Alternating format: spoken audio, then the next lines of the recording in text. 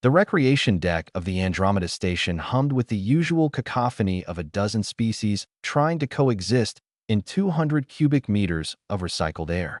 William Chun sat at the corner table, his datapad displaying the latest gravitational wave patterns from the nearby neutron star binary. At 23 standard years, he was the youngest astrophysics researcher ever assigned to this remote outpost, and he preferred the company of celestial mechanics to that of his colleagues. Elsa Rodriguez entered the deck with the characteristic grace of someone born under Earth's punishing 1G gravity. Her muscles moved with an efficiency that betrayed countless hours in the station's gravity gym, maintaining the strength that her homeworld had gifted her. She carried a tray of synthesized protein and what passed for coffee this far from Seoul. The trouble started when Kravik, a Zentarii security officer, decided that the human female had taken too long at the beverage dispenser. The Zentarii were a proud species from Zeta Reticuli 4, a world with 0.6 g surface gravity. They had joined the Galactic Cooperative only 15 years prior, and their integration had been rocky at best. Kravik stood nearly 7 feet tall, his chitinous exoskeleton gleaming under the station's LED panels. In his mind, evolved in the low gravity of his homeworld, his size equated to dominance. Move, Earthborn, Kravik clicked in galactic standard, his mandibles spreading in what his species considered an intimidating display. Elsa didn't even glance at him. "I'll move when I'm finished," she replied calmly, adding a second packet of sugar substitute to her cup. William looked up from his datapad, his stomach tightening. He'd seen this scenario play out before, though never with a human involved.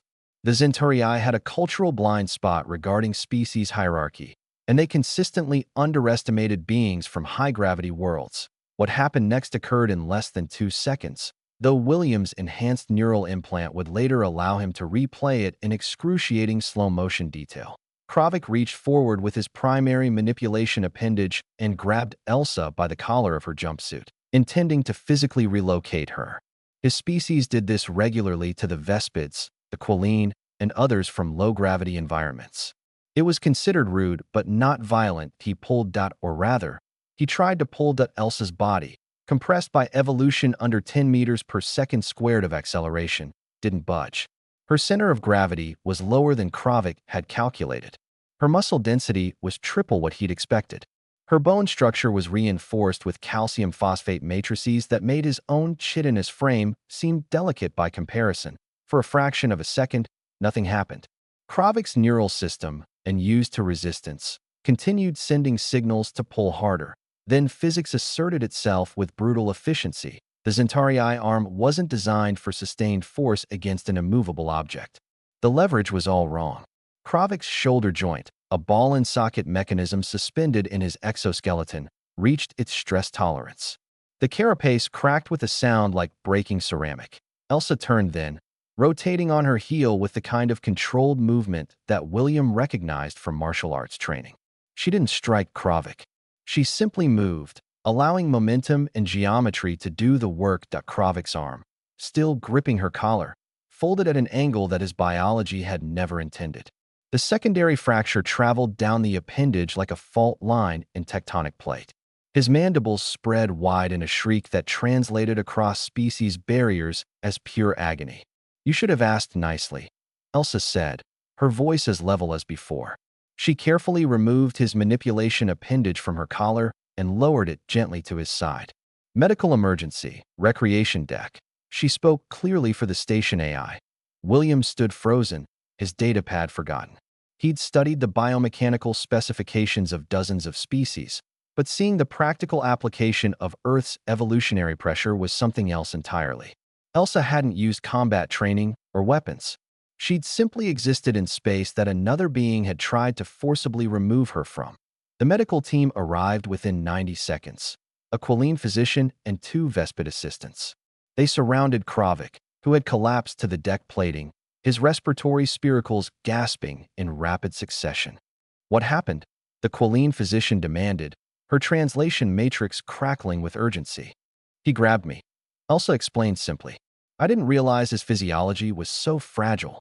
William watched as they loaded Kravik onto a medical platform.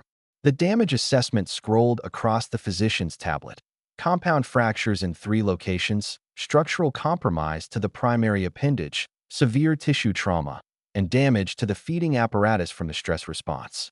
He'll need reconstructive surgery, the physician announced, and liquid nutrition during recovery. The feeding mandibles are too damaged for solid food. 2 weeks later, William found Elsa in the observation lounge, watching the neutron stars dance their deadly orbital ballet. Kravik had been transferred back to Zentarii space for specialized medical care. The official report listed it as training accident, though everyone on the station knew the truth. I heard they're updating the orientation protocols, William said, settling into the seat beside her, adding a section on high-gravity species interaction. Elsa sipped her coffee, real coffee this time, shipped from Earth at enormous expense. Good. Maybe others will learn to ask instead of assume. William glanced at his datapad, where an unofficial message thread was exploding with commentary. The incident had spread through the cooperative's research stations like a shockwave.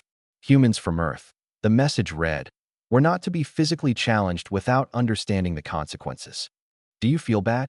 William asked. Elsa considered the question, watching light from the neutron stars bend around their mutual gravity well. I feel bad that it was necessary, she finally said.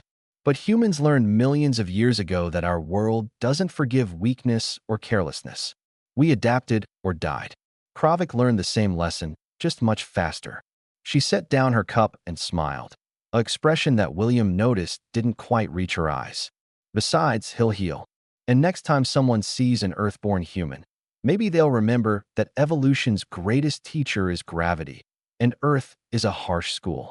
William nodded, returning his attention to the cosmic ballet before them. In the cold mathematics of orbital mechanics and gravitational constants, there was a purity that social interactions lacked.